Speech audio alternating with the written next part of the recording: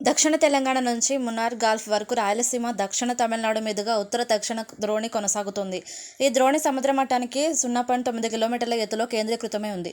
ద్రోణి కారణంగా రానున్న 3 రోజుల్లో ఏపీ, తెలంగాణలోని ఈ జిల్లాలకు వర్ష సూచన జారీ అయింది.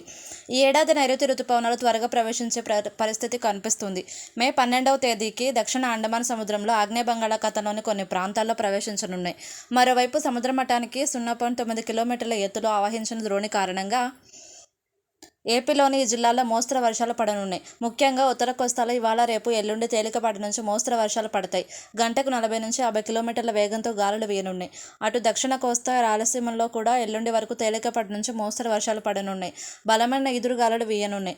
అటు తెలంగాణలో కూడా రానున్న 3 నుంచి 4 రోజులు వర్షాలు పడనున్నాయి. కరీంనగర్, పెద్దపల్లి, ములుగు, కొత్తగూడెం, నల్గొండ, సూర్యాపేట, మహబూబ్నగర్, వరంగల్, హన్మకొండ, జనగాం, సిద్దిపేట, భువనగిరి, రంగారెడ్డి, హైదరాబాద్, నాగర్ కర్నూలు, వనపర్తి, గద్వాల్ జిల్లాల్లో ఉరుములు మెరుపులతో కూడిన మోస్తరు వర్షాలు పడవచ్చు.